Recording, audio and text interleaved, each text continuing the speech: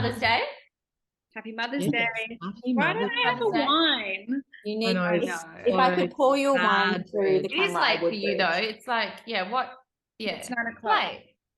All right. So I'm going to fireball some questions at us all in the theme of mums. And P.S. for anyone watching, it might be weird seeing me, but I'm really happy and so excited to be joining. Welcome. Welcome Yay. to the vulnerability space. Okay. So the first one's super superficial, but one I love. Who is a woman you are or you all follow, not necessarily because you admire, just because you love on social media? A woman. Who did you say? I said, did you say woman? A woman, Tori? Yes. Yeah, Yeah. woman. Yeah. First one that comes to my mind, just because I've been watching her stories, Amy Gerard. Oh, yeah. Is so funny because she keeps it exceptionally real and raw and brings the lols. And she's just had a horrific flight home from Bali with 3 kids. And I just, that pain must be so much. She is so funny. Like, yeah, I need to follow any her. reel Let me that she follow puts her. up. She's how I discovered that meme. It's not even a meme. It's that video of the mum and dad running. I think the theme is the saying is when the grandparents say they can babysit and the mum and dad have dropped the kid on the doorstep, running chugging their wine. I think she's how I discovered that from. Yeah. She is classic. No, she's so open and vulnerable, but also just hilarious. She keeps it very real. She's, and uber cool. She's a bit of a cool cat. She's very on the social scene as well. Always at the, I don't know. She does it all, but she is firecracker. Yeah, she's hilarious. Okay, Dax. I had Anna Leahy. I don't know if I'm saying that right, but the owner of Vitaglow. Oh, yes. And I just love following her because she's just such a nurturing and kind and beautiful mum. And she has a beautiful way with words, and she's just had her 4th child. And I just think she's amazing. She's super successful, and she just seems really lovely. I'm like, you're so nice. I need to be more like you. So yeah, I agree. I love her. And manages to run that phenomenally big company. Yeah. But yeah. it's all her children just look so well behaved as well. I'm like, maybe she's got a special Vitaglow dose for the kids. Yeah. Testing that we need. I'm obsessed with the range she sent us. Yeah, especially, and the daily collagen.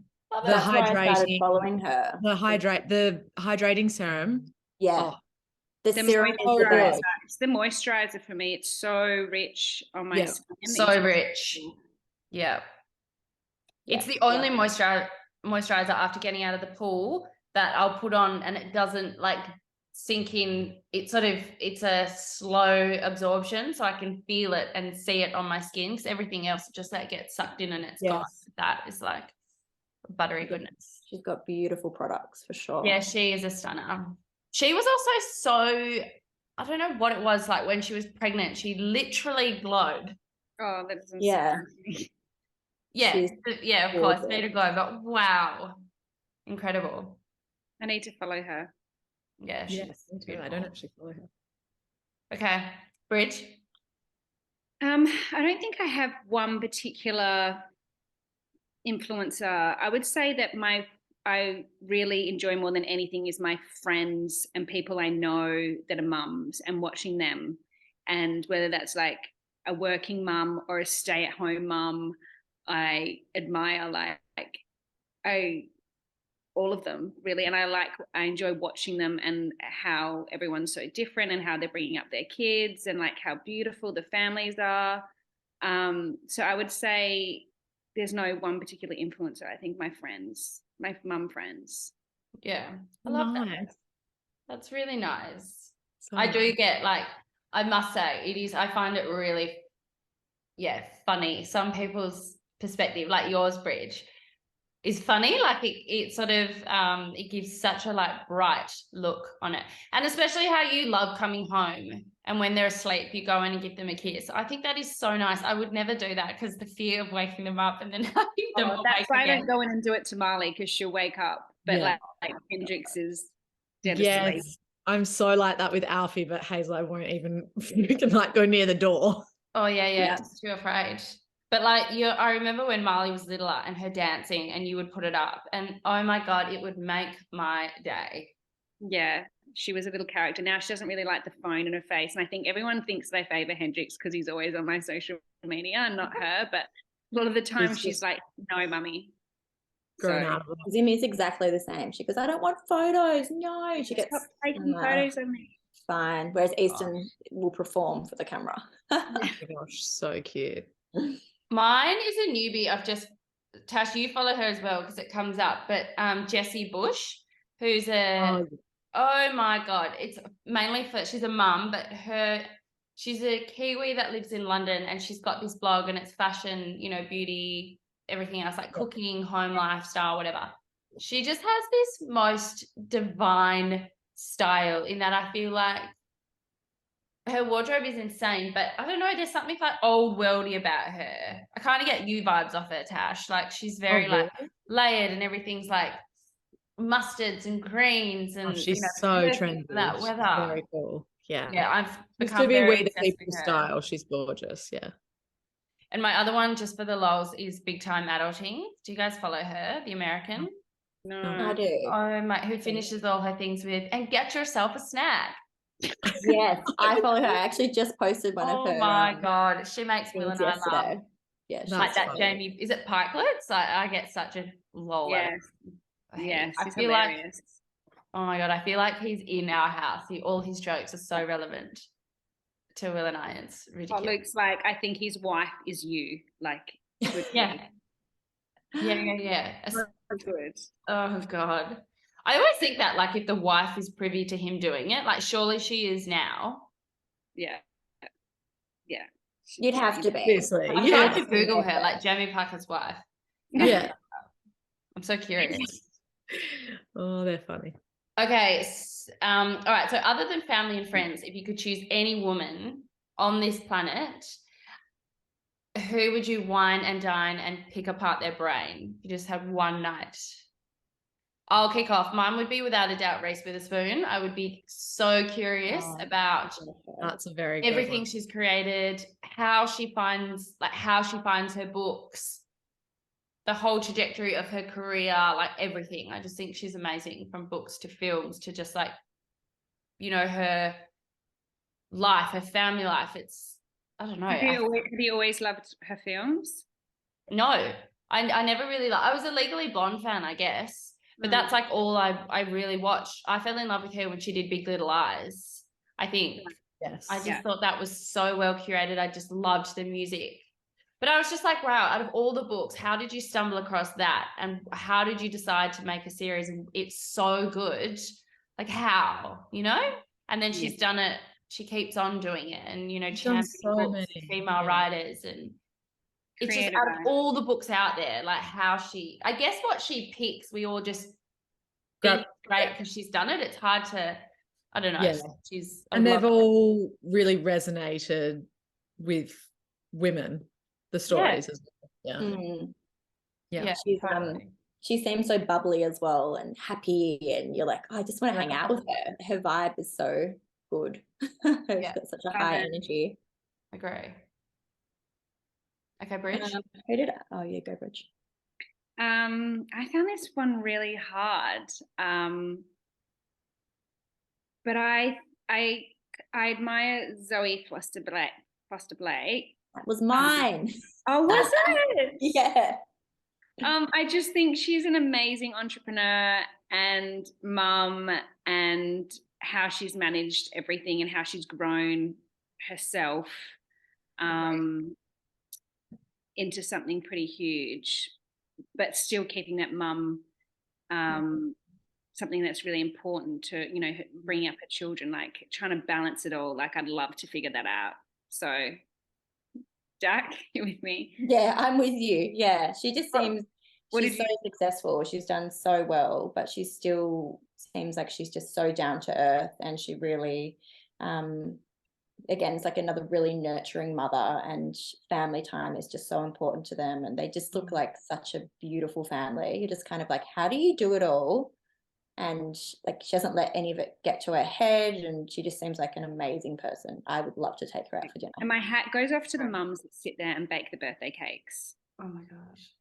Like, make really good birthday cakes. Actually, I think it's her husband. Yeah, it's her hubby. It's her husband. Takes the cake on that on the He back. actually does really good cakes. Yeah, they are. Nicole Trumpio does really good cakes for her kids. She's another good mum entrepreneur, I think. Yeah, she sure is. Have you ever done it? Have you got the Women's Weekly book? Oh, I did one for Hamish's every year. first. I say it every I've year. done 2. What did you make? I did the train cake for Easton's second birthday, and I actually kind of cheated because I bought all the cakes and then just like chopped them out, and I did it with my girlfriend. No, I did that. I bought the sponge. Yeah. I didn't actually bake the cakes, but that was actually a lot of fun because you get to fill them up with all the lollies, and no one actually eats the cake. They just go in for the lollies. And then not last year, the year before, I did the castle cake with the ice cream cones on top. Oh, yeah. That was a bit of a mission, but it was cute. Yeah. And that's me done. Just got to do one for summer one time, and that's it. They get one cake. I made Haim's first cake. It was the giraffe, and I was so proud of it. It was like, it wasn't great, but I was really proud that I did it. But I've just ordered George's. And I did not realize cakes cost a small fortune when you order them. Expensive. Even when you bake them yourself. Oh my God, I almost died. It was the Cake Collective, and they do the most beautiful They're gorgeous cakes, yeah. But the size of it went from like extra large to medium to like small to standard. Like, so it's just like, as much as I want that big, beautiful thing, I know what's going to happen to it at a 1-year-old's birthday. Maybe when Haim's like 4, I'll go, maybe. Yeah. This is why I baked a cake that I wanted for Alfie on the weekend. I made an ultra decadent Nigella Vicky sponge, but I filled it with buttercream icing. I'm not kidding. I used 1 kilogram of icing sugar and 750 grams of butter. Yum. Oh my God, was it amazing? Yeah, it was so sweet, but he had a tiny bit. I just got the Coles mud cake. Oh, they are sublime. Put Maltesers around it, and then I did that one year. They're like $2 or something, or $4.50 or something ridiculous, and they are the best cakes. Yeah, they're so moist and good. And like you said, the kids just go for the chocolates and the lollies. So they don't care. They want to decorate it, like just get them a basic $2 cake. Yeah, it's yummy, and here are the lollies. And then stick a toy in the middle. Sometimes I'll just get like a Paw Patrol toy. I just need to bring up the fact that this is my favorite story. You woke up the day before Hendrix's birthday and went to celebrate before you were told that in fact your son's birthday was the next day. This was 2 months ago. So I had a party ready for him. I had the presents, the cakes, the balloon, all there the night beforehand. For Hendrix's birthday that Friday. And my dad goes, Bridget, it's not his birthday tomorrow. What about Luke? Did Luke tell you? Not say? No, Luke didn't even know. I got the date wrong. And Dad's like, Bridget, it's not his birthday tomorrow. And Hendrix knew it was his birthday the next day too. Of course it was, because I told him it's your birthday tomorrow. Yeah, of course. Oh, muffin. Yeah. The following day, we just celebrated it on a different day. It doesn't even matter. But then, he was 3. He woke up the next day and the next day and the next day and going, more presents, more presents. Oh my God. No. Doesn't matter. But I was dying. I was like, how could I get his birthday wrong? You were working hard. Yeah. I was moving into state. I was staying in Airbnb. You did well. You had a lot of survive. An excuse. All right, Tash, who are you whining and dining? Look, I feel like I didn't have enough time to properly think about this. So I just aimed really, really high, and you can't go wrong with Michelle Obama. Oh my God, I knew you were going to say that. What would you ask her? What would be your first question? It would be all about perspective and, how to channel positive energy into your life, I think, and see the good and what you can do with that. Yeah. And correct me if I'm wrong, but when she and Barack met, she was the breadwinner, right? And then he wanted to die. I think they were just both working their way up really intensely. Yeah, as lawyers. I can't remember. I read her book a number of years ago now, but she's seriously inspiring. And then they did the marriage counselling thing. Like they had all the troubles that we all have. Like she said something like did you see that video of her where she and I'm sending it to all my friends at the moment, where she said, I hated my husband for 10 years. 10 years. Yes. I read that. I hated him. Like it was just when the kids were young, we hated each other. Yeah. But like we got through it because at they the end communicated of the day, and you respect them and they're kind. And when the kids finally grew up, then they got back together. Like you got that passion back together, but the kids basically fuck everything up. But did she hate him before he was president, or like during? Like, did she hate him knowing that? Okay, I know I'm going to hate him for a period of time, but I know it's going to pay off in the long run. No, it was when the kids were younger. She hated him. Yeah, I'm going to send you the video. Yeah. It's really empowering. I've seen the video, but Ellen when he was president, on Ellen I didn't realize. She's on some talk show. Yeah. Ellen, maybe. She explained it perfectly. She said, at the start, before you have kids, it's like, oh, you're going to play golf. Oh, have a nice day. Oh, have a nice day with the boys. Like, off to the gym. I'll see you for dinner. And now, once the kids are young, it's like, no, you're not going to golf. And like, oh, it's my turn to go to the gym. Like, it's tit for tat, and it's totally true. You end up hating each other because you're just fighting over who gets time to themselves, it's who's day harder, like you said before. Yeah. And I think she's so wise. So wise. Yeah, I need to watch that, because how did she get, like, if she hated him for 10 years, that's not when or 2 years. Hate him, I think it was that resentment of you are still out there living your life. Yeah. And I'm here being, mother and missing out. Yeah, like love who you are, but hate that you get to have that life, whereas I'm stuck here and you're not acknowledging it. So hate that part of you, but love you enough to hold on in hopes that you'll get better. Yeah. Need to have balance within the home with male and females, mums and dads, because that resentment, I suppose, can take over sometimes. The resentment is hard. Yeah, it's such a heavy feeling, and you can't snap yourself out of it. Sometimes it goes for days or weeks where there's it's just that baseline bit passive, and it'll end, and that you're both feeling it, but it doesn't change the fact that you're just resentful of each other in that. It's hard to it's hard to become a team all the time. At the start, I feel like we were a team, and now it's really hard to stay a team sometimes when you're arguing against each other. You're not always on the same, you feel like you're not on the same team sometimes. But also you're just passing each other by a lot. That's what I feel like. My husband goes early for work, he comes home late, and then I might go to Pilates or whatever. So you're kind of just passing each other by, handballing the kids to each other. Living different lives. You're living separate lives almost. And so it is hard to feel like a team and feel connected, because you pass each other by every day. Like although you live with them, you're not really spending that much time together. No. And conversation always comes back. All the joys. Conversation comes back to kids and work, and it's like, what did we used to talk about before kids? I always think that. What did we do? Or what did we do with our time? We went to the gym together. That's what we did. Oh my God, cute. We did that a bit. God. Like, we did not. I still don't step foot in a gym. Oh God. I really need to. But anyway. Okay, so moving on, what is an element of your physical self that you feel has taken you years or just time to grow to accept and then possibly even love about yourself? I don't think I would say I love them, but my boobs. Oh yeah. Great boobs. You've got great boobs.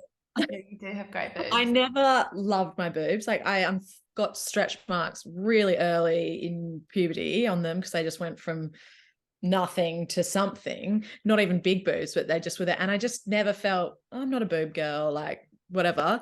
And then after breastfeeding 2 kids, and my God, my second child was a freaking nightmare to breastfeed. I'm now like, yeah, good on you. They've gone from nearly E's back to A's twice. And I'm just like, you fed 2 people. Good on you. Yeah. So it's Wild. admiration probably rather than love. And it's certainly acceptance. Appreciation. Yeah. Yes. That growth from A to E and back, same with me. It's when you look at photos of your breastfeeding boobs, you're like, how was that It's me? so good and juicy. Oh, so pregnancy boobs hard. are my favorite. They're like Breastfeeding boobs were a bit too much for me, but I loved pregnancy boobs. They were just sort of like the right size. Yeah. They filled out a top. Mm. Whereas like when I was breastfeeding, it was kind of like it was also like unpredictable. You never know what, it would be so it'd be so interchangeable all day. I hated my breastfeeding boobs. They were just too big. Yeah. But nothing fit me. Like none of my clothes fit me. And so I just felt not myself. Like I just didn't feel myself. I hated it. A double D on one side and Oh then my God, Tash, you poor thing. It's horrific. Same with Taurus. I had like a C and I was like, I had to carry a chicken fillet. I just chucked out one of my chicken fillets because I had one. You gave me the other one. Yeah. We split I went to lunch. I was like, Tash. We split apart. That's so good. Oh gosh. Oh God. Mine would be my I've been dyeing my hair blonde since I was 16, and I've just last week dyed it red because obviously I'm a natural redhead. So mine was I didn't dislike having red hair growing up. I disliked being different. I just wanted to fit in and like blend in, I think. And when you're a redhead, you get a lot of, oh, you're so lucky, your hair is so beautiful because it's so unique. And I hated that. I was lucky I didn't get bullied. I don't think I got bullied, certainly not to my face, but I still I remember our girls' school was next to a boys' school and I'd have to walk through the boys' school to get to my school. And I just hated it because I never I don't know. I just hated it. Hated standing out for that reason. You always look back as to what you had when you were younger and what you didn't appreciate, which you now appreciate so much. You know, even a lot of the time it's teenagers' weight. When you think that you're fat as a teenager, you think that you've got weight on, and now you look back at your body in your 20s and was like, wow, like I'm not putting my own horn, but I was hot. But you've got beautiful hair, and don't you wish you had that confidence that you do now? Yes, I feel very differently as an adult now. I don't necessarily want to stand out, but it doesn't faze me that I might look, if you stand me in a line, that the red hair is less common. Doesn't faze me, but it really affected me. And one of my little boys does have red hair, and I think that's now a reason where I'm like, what? I don't want to get older. And then he always says to me, why do you dye your hair if you love my hair so much? And that had been weighing on me for the last 3 years. And then, a couple of months ago, it's just like, what? My coloring's for red hair because I'm a redhead. So let's give it a go. Yeah. And it's a very different feeling now. But as a teenager, I was like, Mum, please. She said, at 16, you can do what you want. Not until 16. And I just peroxide. I did that good teenage thing. Peroxide, white blonde, fake tan. Oh my God, it was horrendous. Is this the first time you've actually dyed your hair red? Oh, I did a toner once that made it go quite like a blush. It was almost a bit peachy, but literally it faded out in about 2 days. Oh, but first time that I've gone red. And I was so excited to do it, I think. And then I said to Haim, like, do you love that I have red hair like you? And he goes, cute. oh, Mum, do I have red hair? Oh, Muffin. Oh, yeah.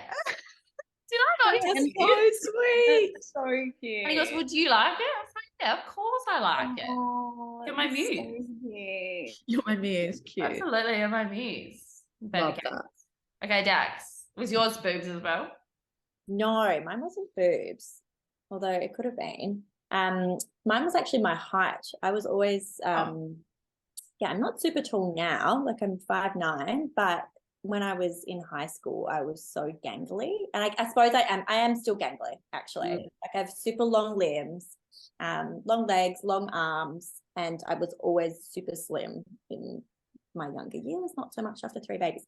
Anyway, but I was really, yeah, same as you with having the red hair. Like I was just like embarrassed. Like I was just a gangly, long-limbed girl. And I think I did get a little bit teased for it. Like I think people used to call me like a giraffe, or which I don't know. Do you think it made you feel less pretty or less feminine because you were taller than other girls and more like the boys? Because that's how I felt. Yeah, and I think I feel like people actually used to say that I was anorexic and like, you know, other girls. And I was like, just really tall. And then I think when I was 18, I moved to London, and it was really great to be tall over there. Everyone was, and I wore like massive heels, and I loved being tall then. And now I'm like, I love my height now, love it, and I wish that I had that confidence. Anyone would kill for height.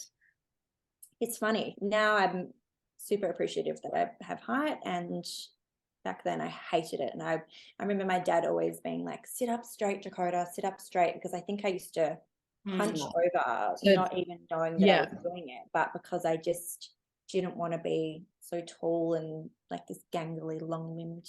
Yeah. I got that as well. I got called Inspector Gadget and stuff. But it was great for sport. So that's what I just leaned into. Yeah, I was a dancer, so I mean it was okay for dancing, but yeah, I should have been in sports. That's a sport, is it? Absolutely. Yeah. I didn't realize you were such a serious dancer. Like I didn't realize your schooling was almost like the school you went to was because it was performing arts. Or is that just my assumption? Yeah. No, that is true. Yeah, my mum was a ballerina. So yeah, I literally never played a day of a sport in my life to this day. Like I have never played netball, nothing, because my mum was. I really picture you to be a netballer. Same. I picture you as being a netballer. Really? I look like a netballer? Yeah, I was netballer. You too, Tash?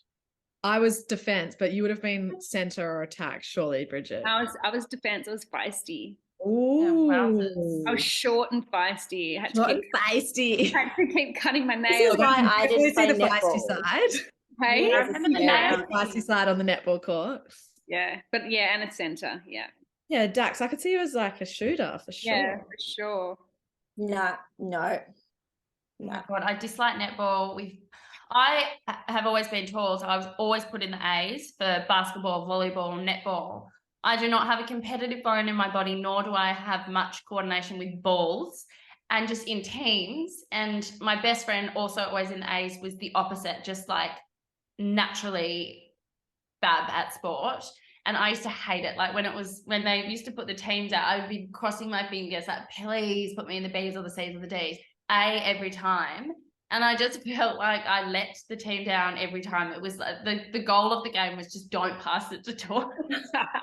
Oh no. Oh, so I'm surprised you weren't like forced into the sport.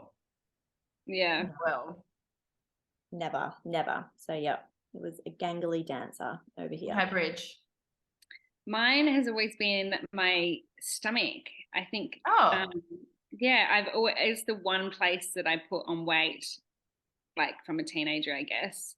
But like I was always confident in a bikini, pretty much. Like I didn't really have growing up weight playing on my mind growing up until maybe after I even finished year 12. So that was good. I thank my mum for that. But then I guess I loved being pregnant in a bikini. Like I felt when I had a huge bump, not huge, towards the end, like fucking hated it. But I felt so sexy being pregnant and so womanly and so curvy that I really embraced that. And then now, I mean, I pretty much wear a full piece. So I don't flaunt my stomach, but I've got more appreciation for like what it's been through now, similar to you, Tash, with your boobs, like breastfeeding, and just like my skin is not as tight as it used to be. Like if I bend over, I've got creases on my tummy, like loose skin type of thing, because I was huge. But now I kind of appreciate it more for what it's done. Yeah. 100%. Yeah. It's so funny. Since having babies, I have gone right back to one piece. Yeah. I don't know what it is. Even my mother-in-law was like, what's with the one piece? Like, because I actually love one pieces. I was like, well, I think because I always used to be bikinis all the time. I don't know what it is. I don't feel quite confident enough to wear, a bikini. I don't know what it is. It's just since having babies, I just feel like safer in a one piece. Also Like because everything's a bit like held in a little bit more. Wrap picking them up. Pull off your bikinis really. Yeah. Oh yeah, God. God. It sucks it all in, and a lot of practicality from my end. Yeah, your boob's not going to fall out. Like it's just you feel safer and you're like secure. Yeah, you're more secure. And I feel like the way swimwear's made now, they're all cut in such a way that they are like, if you get the right cut, they can help your figure. And I don't know, it's more than a two-piece and, because there's more going on. I agree. I think I just love, I don't know what, I've only bought one pieces in the last 3 years. Yeah. I've honestly never felt more confident in a bikini other than when I was pregnant. Yeah, 100%. Yeah, it's so good. Yeah. So good. Everything's like well-rounded and sort of like lightest skin on my tummy I've ever had. There's no rolls. It's just all one big loose skin. It's one just firm roll. One big 3 firm rolls. 1, 2, 3. Although it looks like a beach whale, like literally. You looked amazing. Felt beautiful. Not when you sit down, you're like getting back up off the beach. You need like 3 people to pull you up. Rolling over. Okay, what about the same question, but what is an element of your emotional self that has taken, or like your psyche, I guess, or your personality that has taken a little while to sort of accept, like, okay, this is who I am. I'm not going to try and change myself. I'm just going to be me. Dax. This is a hard one. I suppose I can be quite a fiery person at times and quite honest, and I think very black and white. And I suppose sometimes that's, that doesn't always sit well with people. But I do appreciate it because I'm able to be honest and to the point, and I think I communicate quite well. So, if there's ever an issue or something, I'm very much the type of person that's just going to be like, hey, look, can we sort through it? And I appreciate that because I think letting things sit, I just don't think it's healthy. So that's a good trait. Yeah, I think it's good to be out in the open and not confrontational, but honest. Yeah. Addressing any issues. Sure. Do you address things when, like, at the time, like if you're at a dinner with girls and someone says something, will you pull someone up, or will you the next day be like, hey, just going back to what you said? I'd probably do it the day after because I don't think I'm not that like confrontational. In an awkward situation like that, I'd be like, hey, like that actually, that hurt my feelings, or and then you can sort it out, and then it's like, oh, I totally didn't mean it that way, and you're like, oh, and you hear each other and you're like, and we're done, move on. You're not festering. No, I just don't think it's healthy for you. And I have in the past, I'm sure there's occasions when you do fester over things and it's just not healthy. It just you can't keep things in. It creates anxiety within you, and it's just doesn't feel good. So I think being open and honest, that's probably my thing. Tash? This is a tricky one. I think I'm still on a little bit of emotional self discovery at the moment, but I think I've learned that it's okay to be vulnerable and to outwardly display your vulnerability. In fact, in motherhood, it's probably been the biggest blessing to show my vulnerabilities, because other people are feeling the exact same way. And it creates a sort of circle of trust and community that has been so helpful, and it lifts you up and gets you through those tough times. So I guess that's something that I think, as I've grown older, I've realized it is more than okay to show your emotions, but particularly your vulnerable ones. Yeah. It's alone as well. Especially in motherhood, like there's days you cannot keep it in. Like you can't, like you'll be like, you might just bump into a girlfriend and they'll be like, hey, how are you? And you're like, you just start crying and you're like, you would never have done that pre-kids, or I don't know. No. Yeah, probably you just wouldn't have need done that. that. But you need like it takes a while though, because I still find like even now if I'm out and someone's like, how are you? I always go to, oh yeah, I'm fine. And you do have to push forward and be like, just on the days when you're not fine, say, oh, today's, it's been a shit one. Yeah. especially but to other it takes mothers. a while. Depends who it is as well, I suppose. Yeah. I think I'm better now having George. When it was just him, I was like, oh, I can, I should be able to do it all. And then with George, like number 2 comes along, and then you realize that it's actually really hard keeping up with all the things and always looking smiling and upbeat. I think with your first baby, you do put this like huge pressure on yourself to be this amazing mother, to keep it all together, to bounce back, to just do all these like amazing things that you think motherhood will be. And then after like that first year of having a baby, you're like, okay, this is actually really hard. And you have your second, or and you're like, I'm like, if I bump into friends, they're like, how are you? I'm like, oh my God, every time. I'm probably the most like. It's good because it opens up avenues for other conversations with other mums to open up to you.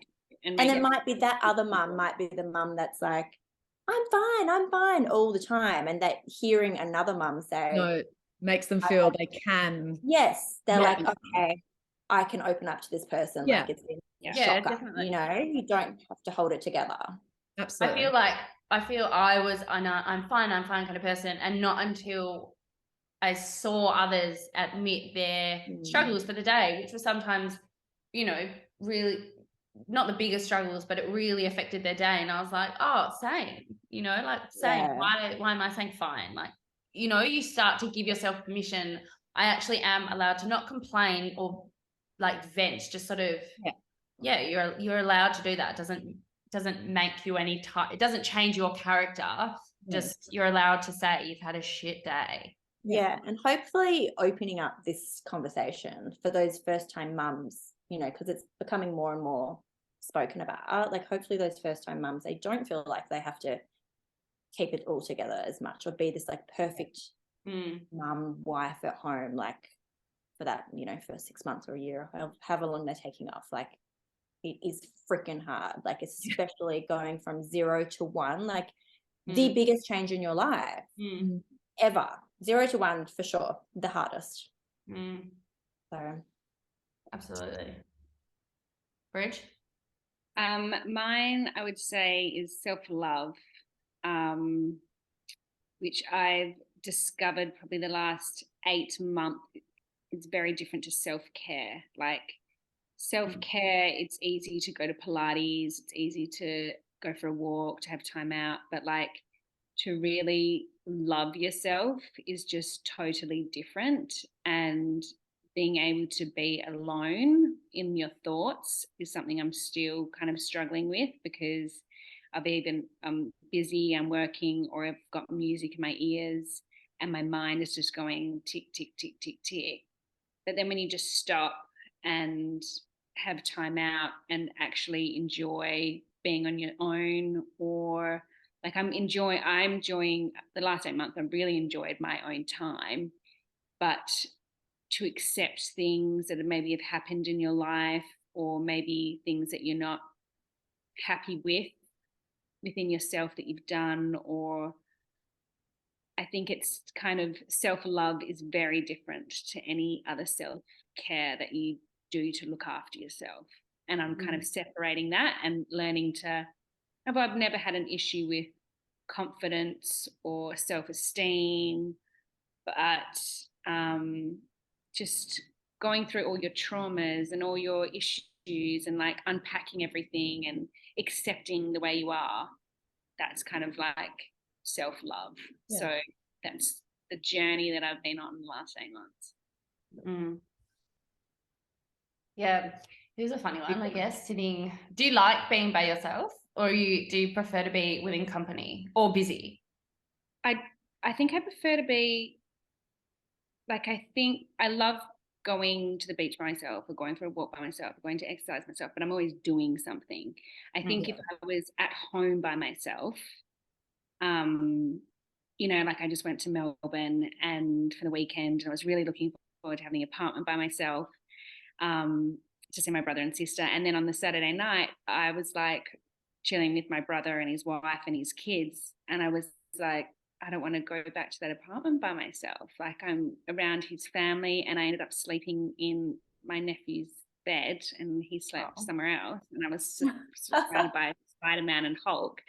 And when I had this apartment that I could have spent the night by myself, and, you know, but I felt lonely, and I missed my kids, and I don't normally do that on trips. So I think,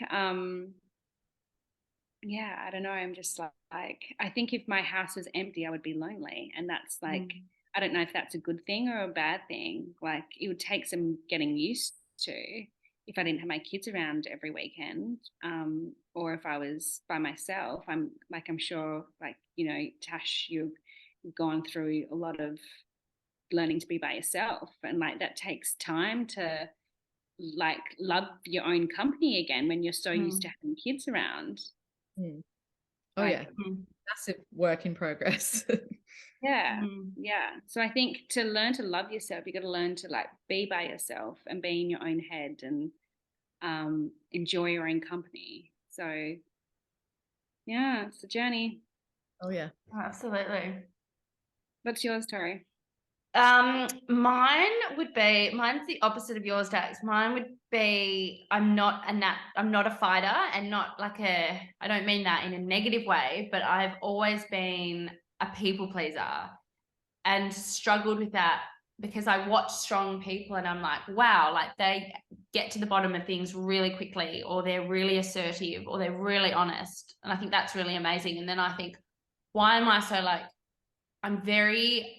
I like to keep the peace. So I found that's just who I am. I don't mind that now. Now it's just, that's my personality. I don't get easily offended, nor do I don't think I gravitate towards those situations that are really fiery and heated.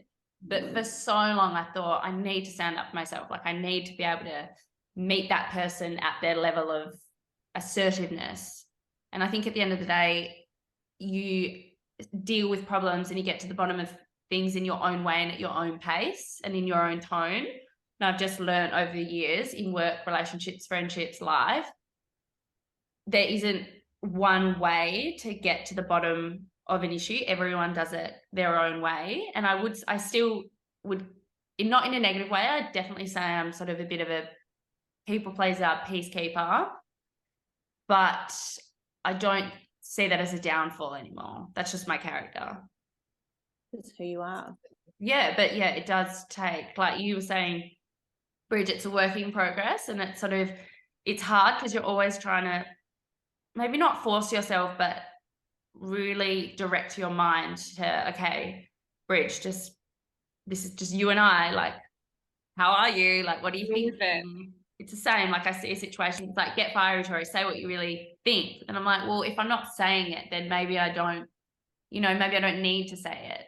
If I really felt a way or I was really offended, then I would make it clear in my own way, but it doesn't need to be, it doesn't need to be it doesn't need to be the way I think it needs to be in my head. It's a lot of So in your head, do you think that it should be coming out in a more aggressive tone, but you deal with it in but you still deal with it, right? So you're still addressing it, but just in a less confrontational way. Yeah. I guess I'm more internal. Internal. I get to the bottom of it. Maybe it just takes me a lot longer to get there, I guess. At least you get there though. That's the main thing. Like you don't nature as well though. Yeah. Like, yeah, I wish I was less fiery. Like that's a good trait. If you could sit there and rationalize it in your head before speaking and then addressing it, that's a great. Well, I always think in my head, like especially when I argue with Will, and we don't argue that often at all, but when we do, I'm like, now I'm really assertive with Will, like because now we have kids and there's no time and I've got no energy, so now we just hash it out and good to go. But it's taken me a while because in the old days I was kind of like, well, we're not going to break up over it, so why would I even say anything, you know? And it could be stupid things, but it's like, well, why am I even going to bring it up? It's not going to be a make or break. I'm just going to pick my battles. But I did learn over time that actually built resentment and it made me quite passive.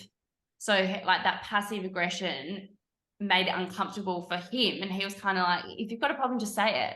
Whereas I'm like, no, I'm fine. So somewhere in the middle would be great. As fiery as Bridge and I, but we don't want to keep it all in. So you need to find somewhere in the middle where it's, you know, when you need to keep it in, that it's not going to get you anywhere. It's not actually going to help your situation. So shut up, Dakota. Yeah, I feel like the answer at the end of the day is just if you have open communication, regardless of how you're communicating, as long as there's a two-way, you know, as long as there's a dialogue and you're moving forward, that to me is, I'm on board with that. You know, at least I'm saying communication with respect.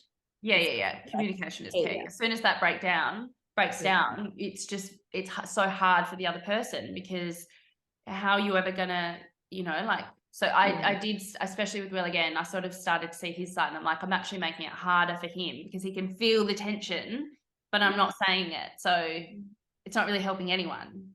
It's not helping me, it's not helping him, it's not helping the dynamic. But communication. It's like, communication. It's the key, isn't it, Tash? I feel like you would have like, like it's the key. Yeah.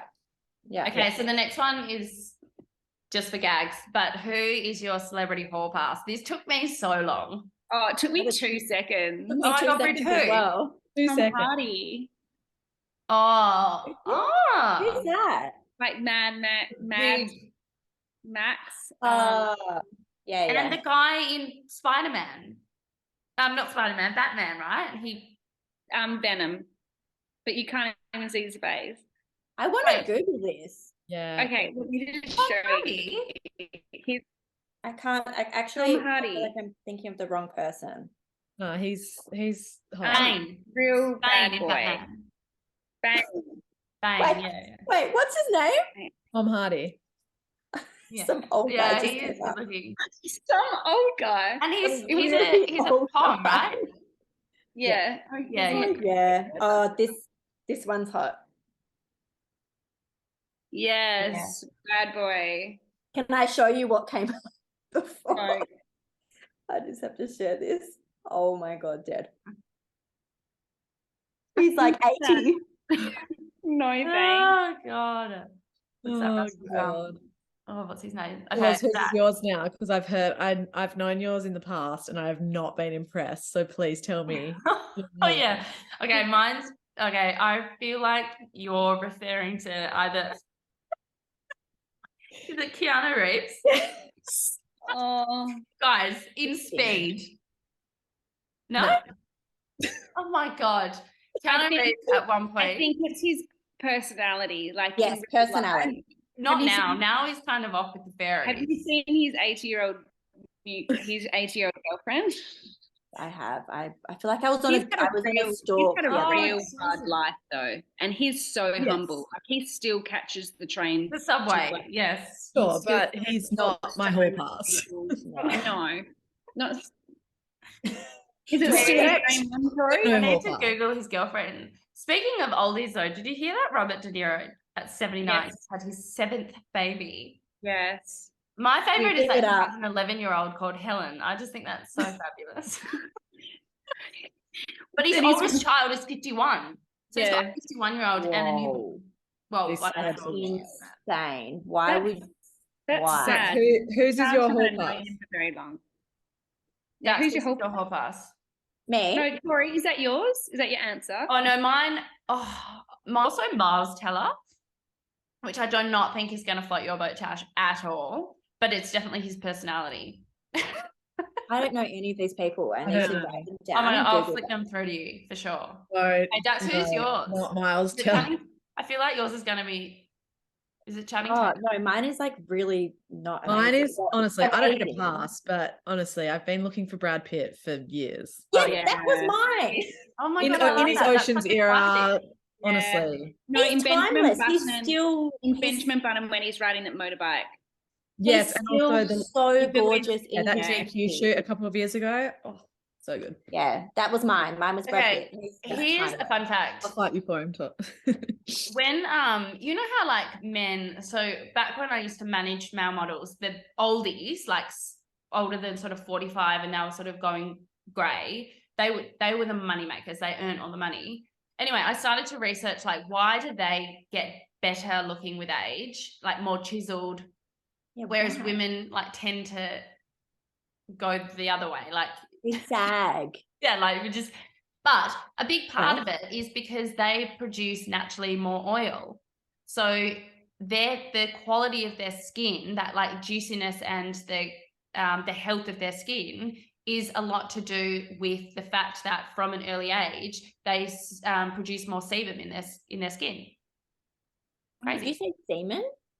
Sebum. Yes, semen too. That too. They've got a lot more They semen. do produce more semen. Dead.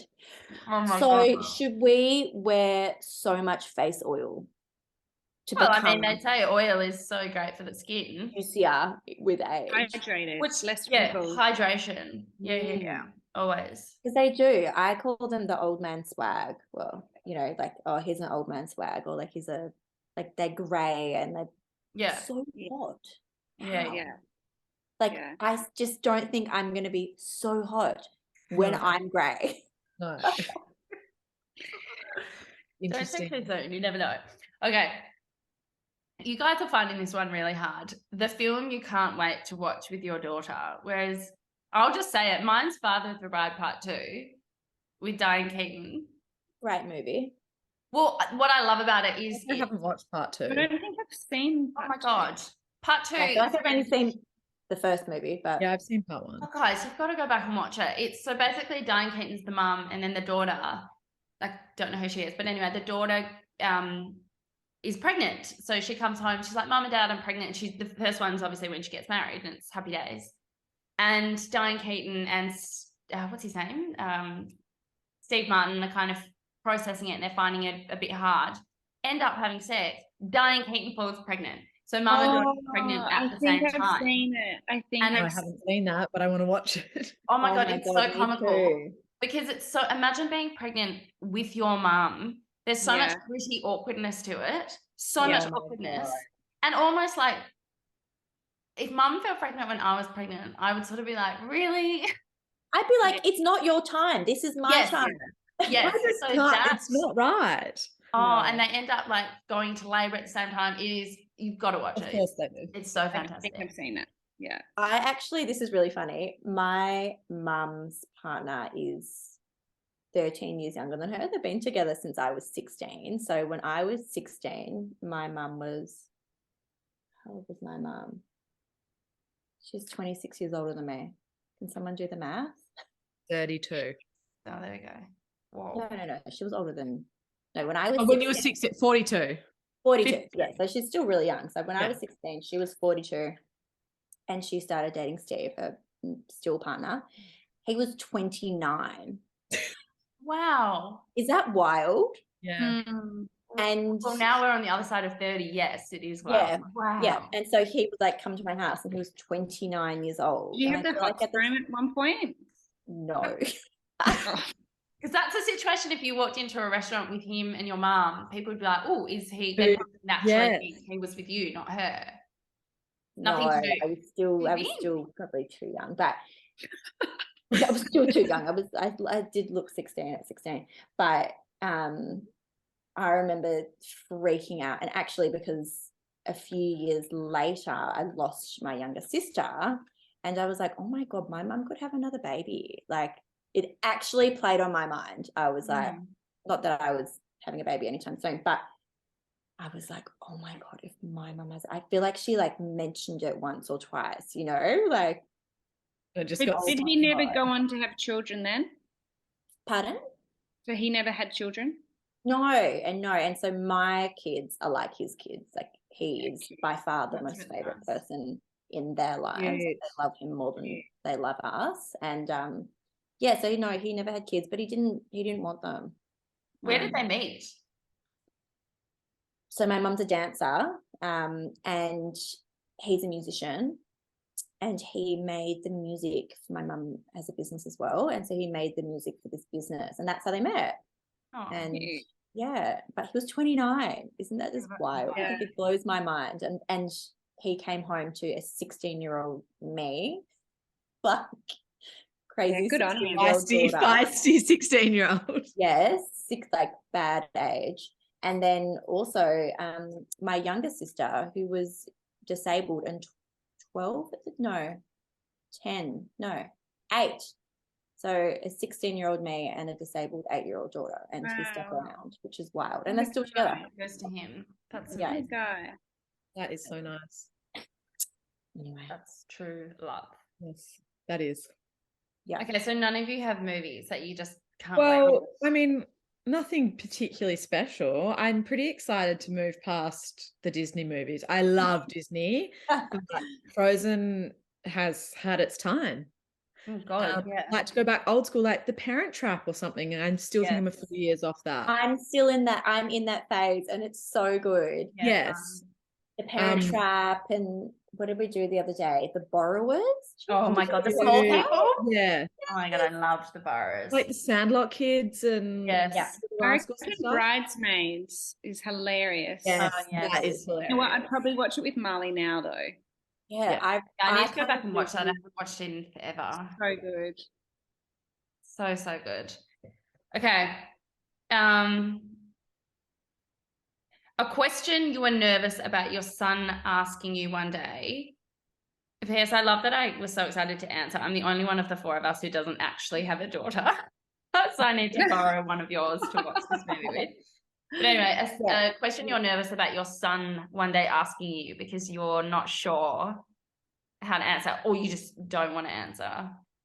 Honestly, anything to do with Willies. I've got only sisters, and I'm not prepared. I don't know how I'm going to handle it. So I feel the same as you. I just come from a girl family. And I feel like if he was ever like, Mom, why is my penis bigger, or like, why is it hard? I'm like, hard. What would you? I don't know what I'd say. I actually think there needs to be like a crash course for mums. Yeah, there needs to be an answer, because you don't want to always say, go speak to your dad, or go speak to your, important male in your life. There needs to be a book for, I don't know, mums and kids about Willies for dummies. Yeah. So, but this is 100% right. And just like hormonally what's happening and physically what's happening and all those kind of things. Not even like hormonally, because my question that I'm afraid to ask, because I'm like figuring this out now, is how to wash my willy, because Luke is circumcised, Hendrix is not. Luke doesn't know how to wash it, neither do I. So I've had to ask a friend, and he's told me to pull it back and to wash it in there. So no, I've heard you do it. So I was doing it yesterday in the shower. I've heard different, Bridge. I've heard some really different aspects to this kind of situation. I just thought, like, if they're submerged in water, they've got water running, is that not enough? You have to get in there. Because, like, my boys aren't circumcised, I'll have the same problem. Well, curiosity. I've heard that if they're little, that you don't need to do that. Could be literally the same thing in our house, Bridge. And Harry's like, I don't know what to do, because I feel like I've asked him this before. Like, what do you do? And he was like, don't ask me. I don't know what to do. But I think when they're little, you don't need to do that, because I think that can create more irritation. That when they're older and like, I think after 2, they kind of I've googled this, and after 2, they kind of wash it and break some kind of skin or something so that they can wash it. No, I'm 2 years behind. I think we need an expert. I'm pulling it back at the moment and washing under there, like, and it's like this big, so it's really hard to like pull back. You are a good mama. I've never done that. Never even occurred to me, to be honest. Well, he goes, ow, and I was like freaking out. But then he goes, what? Ow. He goes, ow. What's that hurt? Rich, what are you doing to him? Oh God, I don't know. Stop. I think we need expert opinion. I think we need an expert here, because I don't think any of us know what we're talking about. But then it was fine after that. Like, it didn't hurt him completely, but I was told not to put soap up there. It's only water. Yeah. You're told that as a girl, like from, you know, when you grow up, like you don't need soap down there. It's why I'm still sort of curious about FemFresh and all of those kind of new age brands. I get them. It's all about the pH level, but then does it contradict what you learn when you grow up? I think I wash my vagina with soap, but I don't overwash it, you know, because you don't want to kill all the good with bacteria. particular soap or with whatever's in it? Just body soap. I think it needs a wash. It's not drying. There's no dryness or stickiness. I'm not dry. Not yet. We're not in menopause yet. Not yet. Why are you dry, Tor? I would fear that if it was like a stringent soap, that it would just dry everything up. What are you doing? You washing it with water? Yeah, just water. Or like if I'm lathering up, I just assume that the soap will sort of make its way down there. Its way down. But it's not like a destination that I. But then when I see all these new products coming out, I'm like, oh, maybe it is. But then I'm so conflicted about it. You need to use like a non-soap soap, like a QV or. Yes. I feel like gynecologists say you do not need to use anything. It's just water is fine. Yeah, your vagina is self-cleansing. That is a like medical answer. I think in one of the episodes, we definitely have to get the Fig Femme vaginal masks. I actually have one here. The mask. There's a vaginal mask. What, like a face mask for there? Yeah. So you have to lie down. Sit there like ready, just and 15 minutes, I think. It's by Lindy Klim. And I've tried the foam. It attracted so much backlash because the feminists came out and were just like, you know, women do not need to feel that their vaginas need a mask to be sexy or attractive and then there's the other side where, you know, people rave about it. And is it more like a ritual or like self-love or self-care? Okay. If you do it on your face, $49. I'm pretty sure it's $49 for 2. $49? Yeah, don't quote me on that, but it's not cheap. What does it do to your vagina? Makes it really tight. I don't know. Something to do with the pH level. Okay, nice. But if you put a face mask on your face, what's wrong with putting it on your vagina? Like if it's true, I'm sure those people that say no to putting face masks on your vagina put a face mask on their face. So I know, but your face is always like open to the world, whereas your vagina isn't. So it's a much more internal part of the body. Although it goes through a lot more than your face. Yeah, I know, but is a vaginal mask or wash going to take away the effects of like pushing babies out? Is that what you mean? I wish. Oh, Lord. Anyway, how did we get on to this? What's the topic? I don't know. We were talking about willies. Dummies for willies, and now we're on questions for our son, and we're talking about vaginas for our masks. What for our question are you scared about your son asking you one day, Dakota? Oh, it was anything about willies. The same. Yeah. Like, why is it going hard? Mine was how to wash his penis. Yeah, so we're all scared of the willy questions. Yeah. Mine was quite different, but I can totally empathize. I haven't actually thought about it, but now I will. But Will drives a Defender, like a big green truck, and Hamish loves it. And I'm so terrified of the day where Hamish is like, oh, Mum, can you take me to school in the truck? I still can't drive a manual car. at 33, and I am fearful of telling him that because it's not a great fact that a 33-year-old hasn't got a manual Mummy license. can't drive the car. She doesn't know how. Like, We'll better I sell would it by the not know time how Hamish to goes to school. reverse it out of the thing. I It's feel one of like those that's things- going to be normal for that era. Like, Yeah. Yeah, you're gonna drive a and you manual. have got to drive manuals. Yeah, but it's not people gonna be. still say, they're like, you've got to get it because what if there's a situation and it's emergency and it's only a manual car? I know, but I think by the time our just kids don't are know They're grown up, making manual cars anymore. yeah, I think by the Oh, time they're our going kids out are of grown fashion. up, the manual car, like there's going to be like 3 of them. They're going to be vintage. Look, I could drive one in a pinch, but it wouldn't be a smooth ride. Yeah, Do any I of you used to drive drive a a manual? I don't know how. I've never I had used to one. for I years. know But you're with me, Bridge. I love that. Yeah. Great. Yeah. I had a manual car up until Zimmy was 1, 2. Oh, wow. Mm-hmm. Yeah, Will he feels like driving is driving a manual, like that is Yeah. driving. He loves it, like loves the car, loves it. It's a thing for him. Whereas I just want to accelerate and go, like get to A to B. Yeah. Okay, the last time you cried and what brought you comfort? I don't mind kicking off. I was like, is this going to sound silly? But when Jock Zonfillo from MasterChef passed, I found that quite jarring because there's been a few really sad passings of people like like our close knit sort of group in the past few years. And when that happens, I turn to something like MasterChef as escapism because you see the people on the TV or the movies and you think that they are just so above. And then when someone at on that platform, you know, it happens to them, rocked me. I was like, oh shit, like everyone really is, no one's invincible. You know, like devastation hits everyone.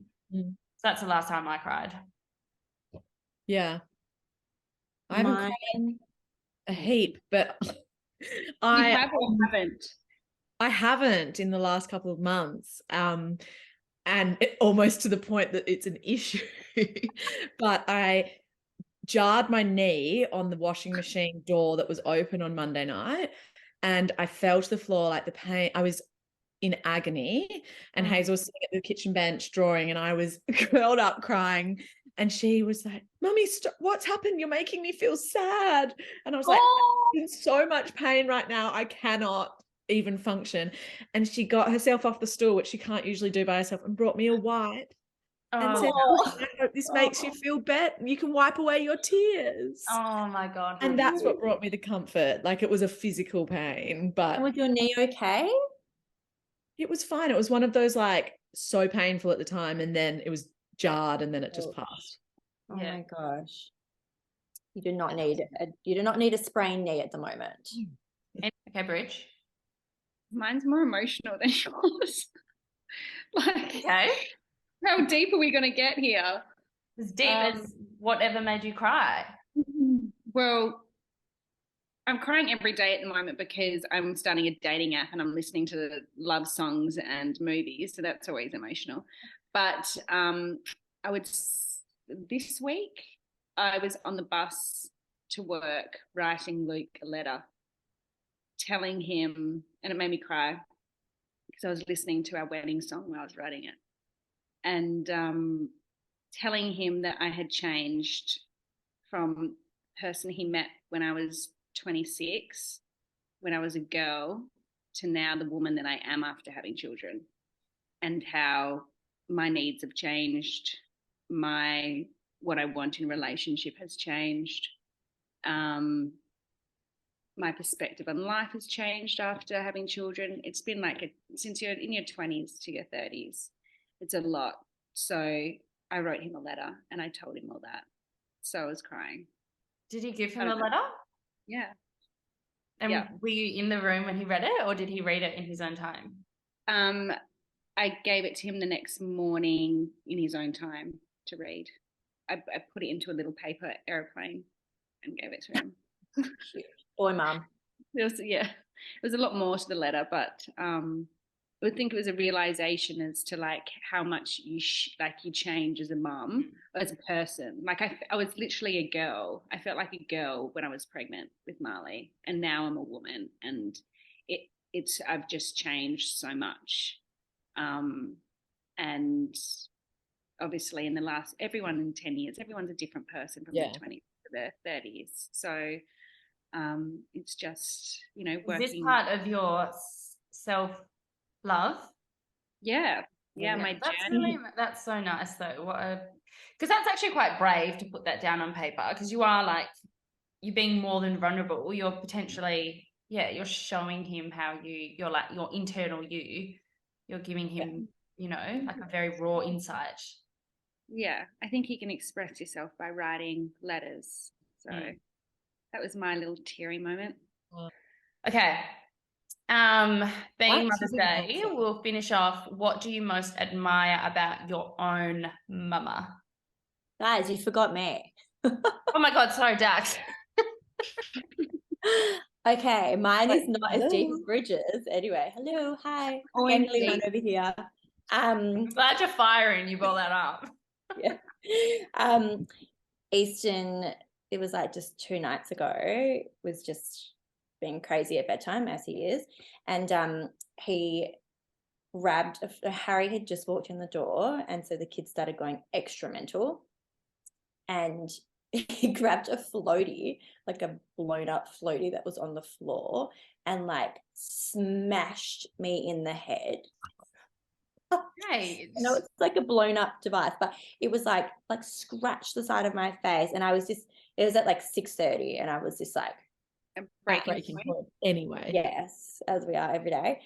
And I was just like, I kind of just went bye, like just kind of threw the kids to Harry and exited, and then got into the bathroom and was like, because I was just at the end of the day, they had killed me, that it was just an extra hard night, and then I got fucking smashed in the face with a fucking floaty. Like, oh my God, I thought you were going to say like Easton like came up behind me, gave me a little cuddle and said, Mummy. No. I knew it was going to be something psycho. No, I just got smashed in the face with the floaty. He wasn't sorry. He didn't say no. I'm sure he was sorry, but I just went to the bathroom and like cried, because I was just like, it was just the end of the night. Did you go up to Easton after and say you really hurt Mummy? No, I stayed in the bathroom and had a hot shower, and a long hot shower, just so I could like mentally decompress, because I was also like at boiling point. And I think the next day I said to Easton, because they were in bed by the time I got out, I was like done, like I just couldn't do anymore. And the next day I said, that really upset me. You hit Mummy in the head with that floaty. It really hurt, like it scratched the corner of my eye. And anyway, I think he kind of laughed and was like, yeah. And I was like, oh, you devil. And that was that. So tonight, like that feeling of being really emotionally hurt by a 3-year-old is so valid. Like Will came home tonight and Hayne had he was just turning it on. He was annoyed that I didn't get him fruit sushi. There's no such thing as fruit sushi. It was chicken sushi, whatever. He just sort of went on, and it got to I said to him, Hamish, like, I have done X, Y, Z for you. Like, I have given you so much today, and this, like, it was like I was talking to Will, like, this is how you treat me. And Will came home and was like, you seem stressed. I'm like, I'm actually really hurt by Hamish, despite the fact he's 3. He doesn't know. Yeah. But you do, it gets to 1, it's like, I am giving you my life. How dare you throw sushi at me because it's not fruit sushi? Like, oh my God. But you can't, like, it's then you just have to like reason with yourself. Like Will said, he doesn't know, he's little, and so I know that. Yeah. But it's really hard you've at the done moment. it for 12 hours that day. Yeah. It's not anger, I'm actually quite hurt. Yeah. He's not acknowledging me. This week she's learned, you are so mean. Oh, and I'm like, why? I'm not having chocolate for breakfast, which is chocolate. I was like, chocolate. Yeah. I'm so mean. Mummy, you're so mean. I get you're so rude. You're so rude. Oh, that's spicy. And so it hurts the first few times. Luke has been doing the lunch boxes, and it was my turn to do the school lunch. And so maybe my fault for putting a can of tuna in there. Because I don't normally do it. I'm like, what the fuck does she eat? So I put a can of tuna in there. and a little note saying, ask your teacher to open the can of tuna. Oh my Love God, you. Bridge. Do people still Anyway. eat tuna at school? Is that a thing? Anyway, Oh, she God. ordered a tuna sandwich, so why not eat a can of tuna? Anyway, she comes to put a school lunch in the school bag, opens it, looks up at me, rips the letter into pieces and threw the lunchbox and was like, I'm not eating this. And Luke's like, what are you thinking, giving her tuna for lunch? I'm You're like, like, I don't remember how to do this. It's only been a month. Oh my God, I love it. tuna. Okay, so we'll finish. What do you admire about your own mother? Bridge, let's start with you. I would say my mum was a single mum and she brought the three of us. Dad was obviously involved. We did half, but I don't think I appreciated my mum being a single mum of three when she was, I think, 32. She was, Wow. and she didn't have, she was a stay-at-home mum, so she didn't work. So she had to get back into the workforce. We lived in Perth, and her family's in Melbourne, so she had no family support. And back then, obviously, when you're kids, you don't really understand and I hated it. I hated that mum was a single mum. I hated that everything was tough, everything was hard. I hated looking at that. I hated everything. But now I don't think I really understand it now till I'm a mum and how hard it is with a partner to now go, shit, she probably had it pretty tough. And like, I should have given her a break. Like she did the best she could bringing us up in that situation. And I don't think, I never really appreciated that till now. So I admire her for that. Yeah. Like when you're little, you don't have the emotional like capacity to even think about that. Even if she told you that, you'd never understand it. No, you don't have enough life experience to sort of understand the depth of what that means. Yeah. And I think it's hard, because you want to see your parents and your mum happy, and if you don't see them happy, or you see them hard or hard done by, but you don't really understand how hard it is. So you just like, I'm sick of shelter a lot. Yeah. So I think it's hard with support. Imagine without. So my hat goes off to her. Absolutely. That single mums are amazing. Mum was single mum, and I don't think I fully appreciated it. I think you always, like when you're little, you look at mums like they're adults, and like adults should just have it all together all the time. And when they break down, it's like, well, hang on a minute, you're not allowed to break down. You're meant to have your stuff together. It's very hard That's exactly to what understand you think when you're younger. Yeah. Exactly that. Yeah. Okay, Tash. Just her completely undivided devotion to her kids for so long. It is ongoing now, and through my last difficult year with becoming a single mother, she has just been there when I've needed her. Like today, I literally could not get through another hour with the kids. I was like, please, can you just take Hazel for a walk for an hour? And she did. And that is just, I admire that so much still, even more so now that I've had kids. Yeah. Definitely appreciate them once you've had kids. Absolutely. So much more. You're like, oh my God. Yeah. And all the years of pain that we put them through as teenagers, you're like, and just wait till our kids are teenagers. Still here. Oh, I can't. We've all got it coming for us, I think. Yeah. Okay, Dakota. My mum, so I really admire her strength. She was also a single mum for a period, and then I grew up with my stepdad. But her strength, my mum lost her daughter, and that was sorry. Oh, Dax. No. I can't imagine that No parent should ever have to. It is. It's completely unimaginable.